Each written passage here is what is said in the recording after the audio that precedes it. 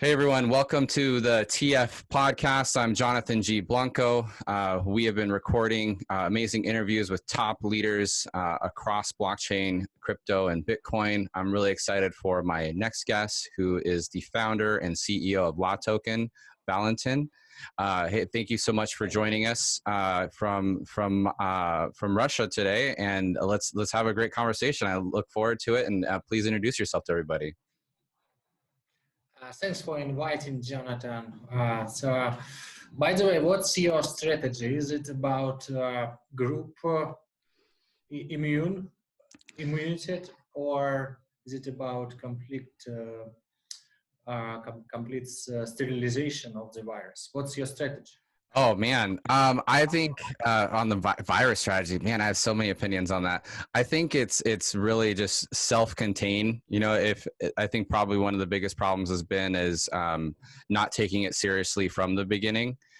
So it's allowed it to grow a little bit further. So yeah, my strategy would be just self-containment for now. That's a great question to start with, though. Yeah. So Valentin, tell us about yourself. What got you into the space? Why did you start LATOKEN to begin with? Give us a little history there. I worked at a hedge funds for 7 years, and I love capital markets because they are brains which manage planetary resources, and they accelerate growth. I believe this is the most powerful force in the universe, which can bring life into something which will manage stars. Because there's a brain of investors who are maximizing future profits, who are finding greater technologies and teams and moving money there. So they raise less productive technologies and teams. So people start to do something more useful for the future profits.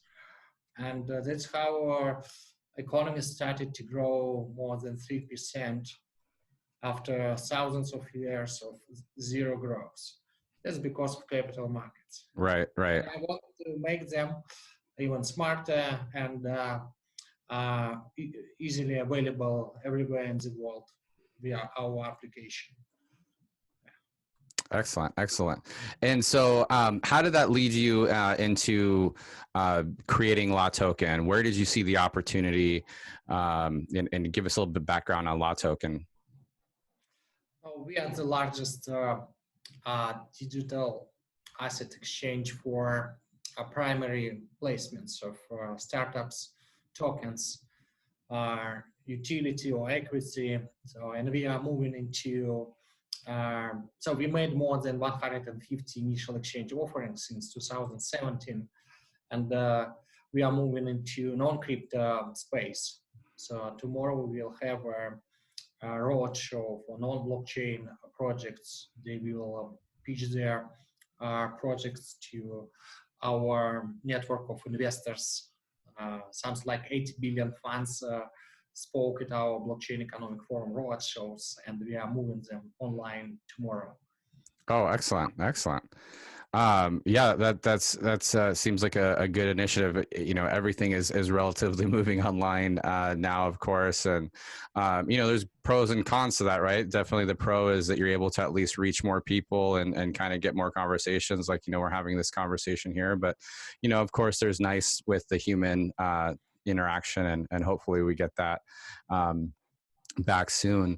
I'd love to go right into just how if you can kind of talk to us about like how LATOKEN operates as an exchange, and as well as like how LATOKEN views the crypto world overall when you are either engaging with companies or just in the broader market overall. What does LATOKENs represent into the ecosystem? So what else is great about us? A part of the largest place for primary placements. We are great in money transfer. You can send money via email or mobile phone number. Also, you can top up mobile phone, and tomorrow we will launch this online roadshow. So these are our three major advantages. So we are the first in these three dimensions. Also, we are launching futures markets, and we have the greatest liquidity in alternative tokens, and we have representatives in 30 countries, so we have a very great network, worldwide network of investors and startup incubators. We are partnering with them. So we did all of this helps us to connect investors with entrepreneurs to Yeah. build the next big things. Got it. Got it. So definitely like being like that startup, like the conduit between startups and investors and so forth. Is that through like the IEO model, or is it like a traditional venture model? How does that work? So there is an option to go traditional way. We provide great projects discovery, some venture funds, angels. They can spot the project and go via their traditional ways. And also there is an opportunity to sell their equity online. So they are use our service for primary placement where cash acquiring is available real time. There's a KYC, broker, investor accreditation, and secondary market for the equity sold. Got it. Got it. Okay. And so how does that process work? So I'm a company and I have, obviously that has a scalability, of course, right? That would be attractive to an investor. And then what do I do from there? Do I kind of take it through it like I would if I was doing traditional fundraising, and it's just more that the participants are slightly different? Is that a fair assumption? The momentum today is that most of the great projects, they can't go in traditional way. So investors, angels, venture funds, they are moving their assets into something. So they are deleveraging, they are buying treasuries, they're buying gold. So the traditional paths are not available. But there are many new type of investors. They have very diversified cash positions somewhere in Asia, in oil countries, and they want to shop startups, especially those which can grow in the time of pandemic and so on, but they don't have access to them. So we connect them. Yeah. Connect them to startups. Yeah. Okay. That makes sense. So, I'd love to kind of shift the conversation a little bit to just what's been happening and going on in the world today, right? It's definitely a very interesting time. Most of us are working from home. The broader global financial markets are having some tension, to say the least. Just outside of crypto, kind of what are your thoughts of what's been happening, and then also I'd love to understand the perspective from where you live as well, like how things are viewed in a global economic context. I think so. Definitely, many of those who see our interview, they have a lot of information about this. I would highlight the two things which can kind of make a big difference. One is the mutation. If coronavirus can mutate in a way like grippe, influenza mutates, then it will mean that there will be many waves each year, and the group immune wouldn't protect from this. So then we have something like influenza, but maybe 10 times more deadly. And this can become normal. Just hospitals will adjust to this load of critical people in critical conditions, so they are prepared for this, and there will be no quarantine. We just will have 10 times more deaths. Yeah. Yeah. Oh, go ahead. The second thing is how vast group immune can emerge. So if a person who was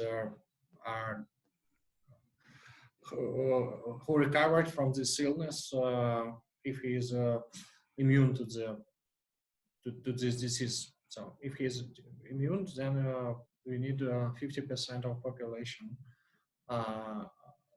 recovered from disease and having an immune system prepared. Then this is a group immune protection.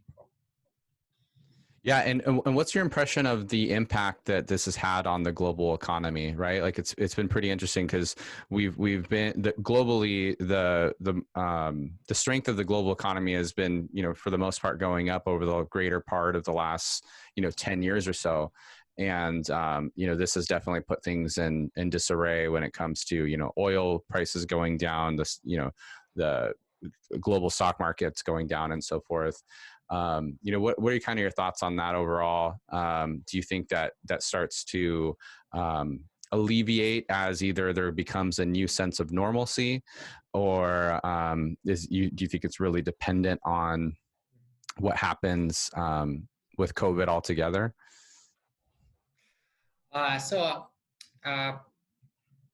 Goldman Sachs estimated maybe 4 days ago they issued report estimating minus 5% for American GDP in second quarter.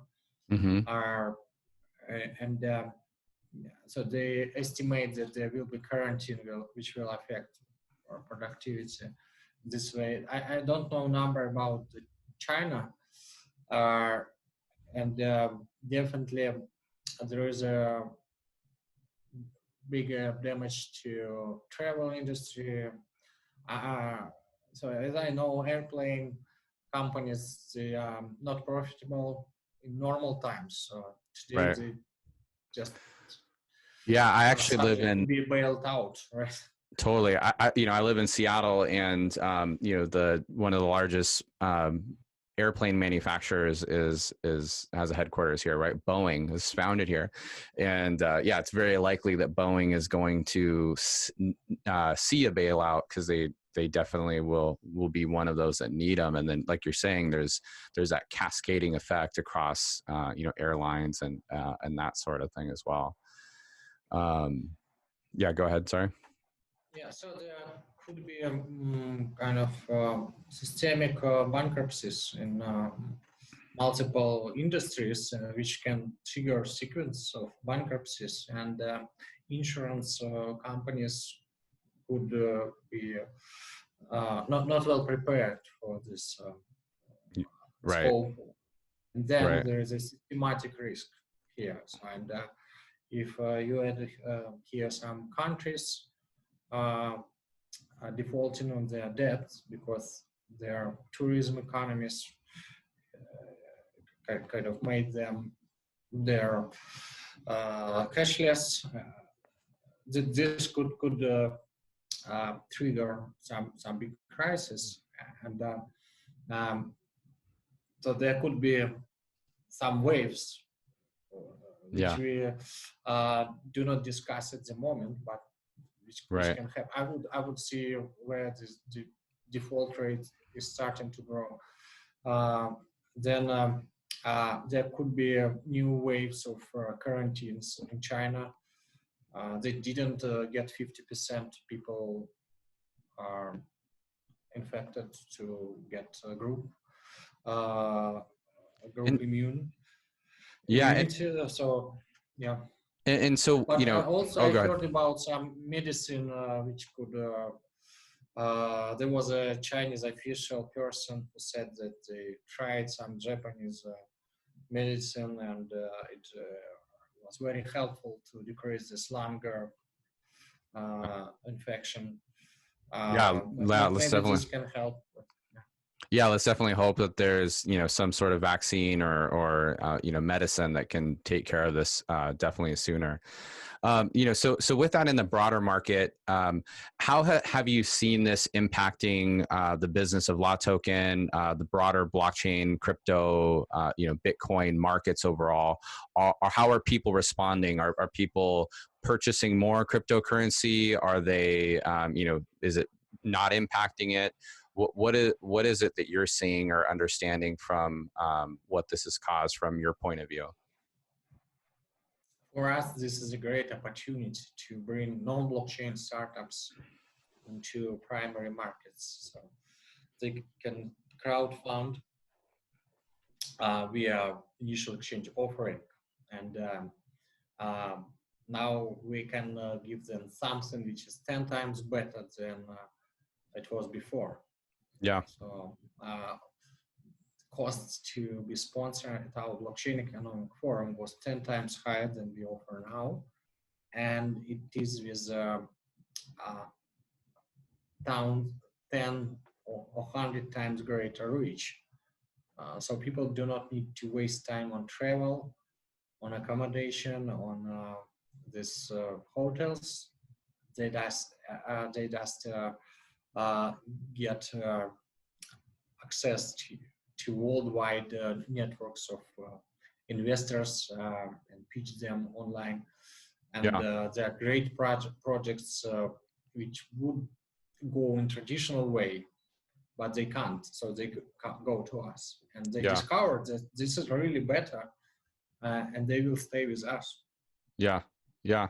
And what type of protections do the investors have when they're when they're with the companies? Is, because like in a traditional, like a venture or equity, right? Like there's, that's part of the reason why some of these VCs prefer that, is because they feel like they have, claws or hooks into the company from a liquidation type of standpoint.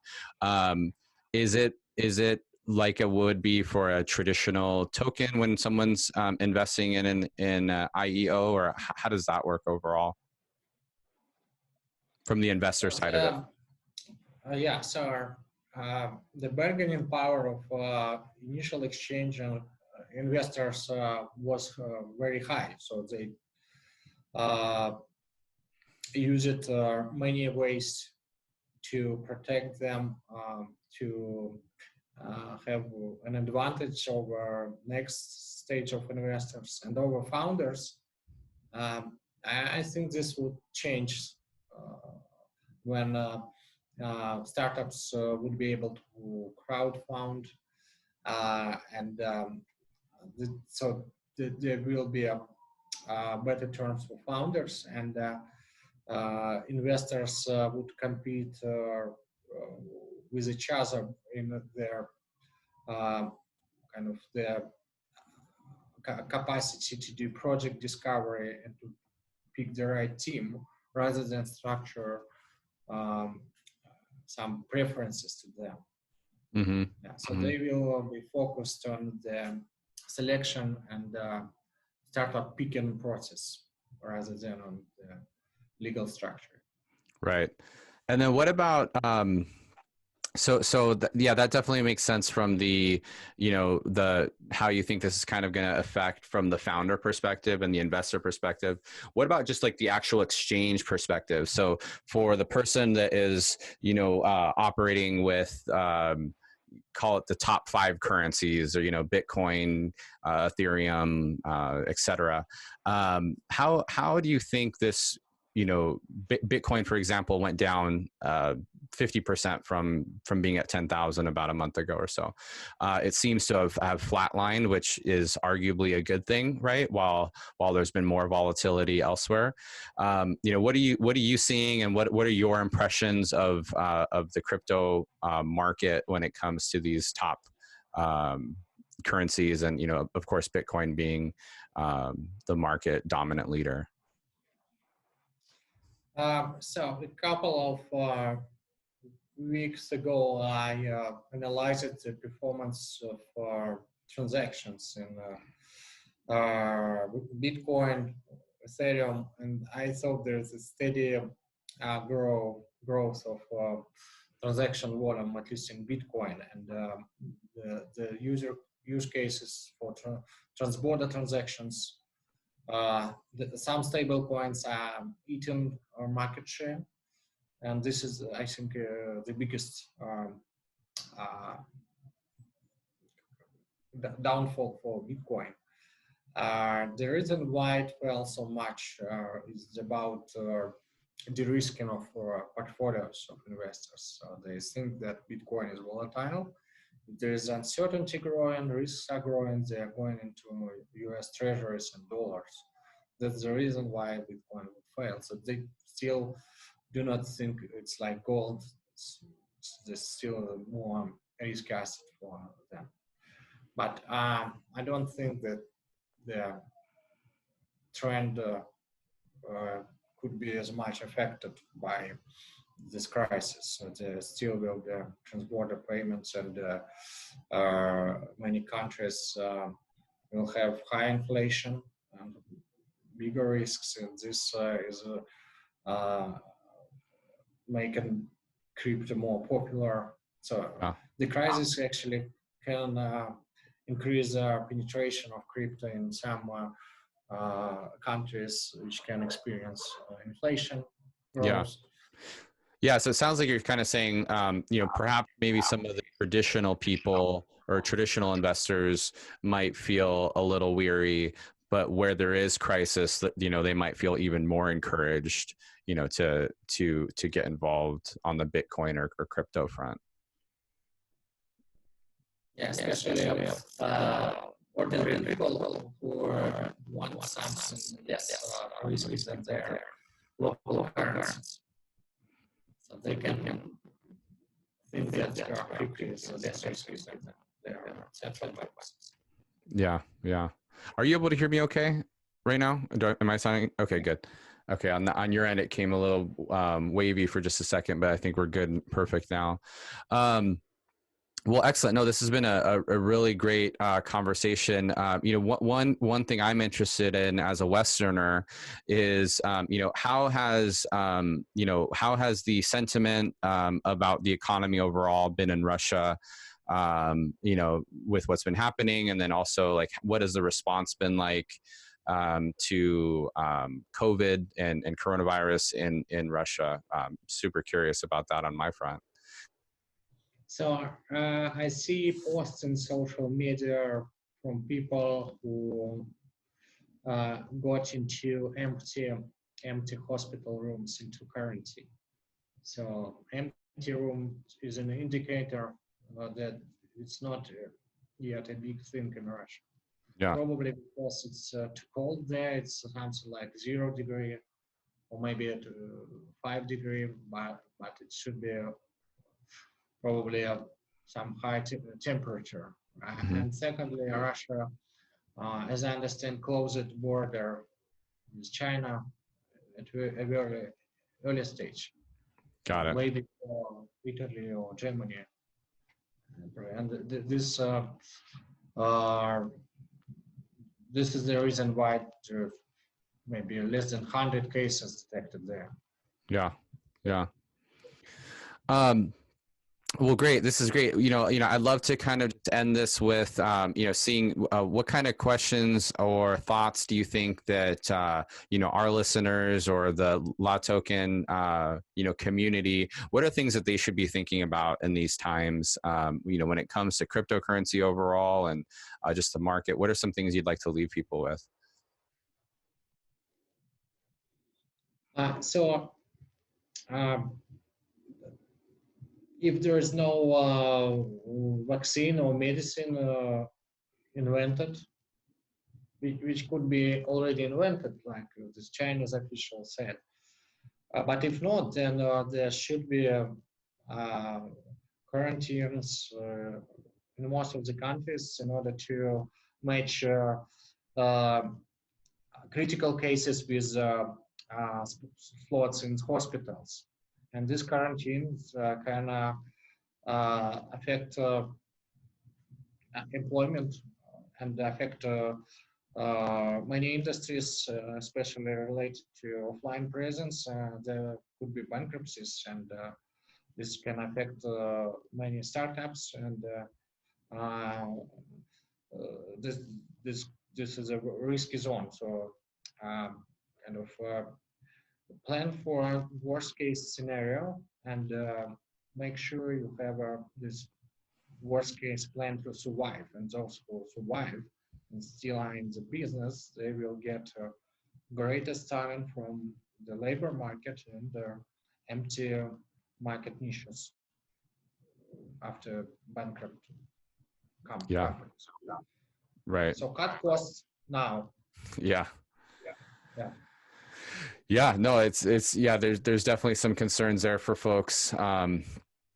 Overall, yeah, well, this is great. Well, hey, Valentine, I really appreciate your time. Thank you so much for taking the time to meet with me. I'm really excited for our community to hear from you, and for your community to learn about us, and look forward to staying connected with you all, and hopefully connecting again in the future, and catching each other up.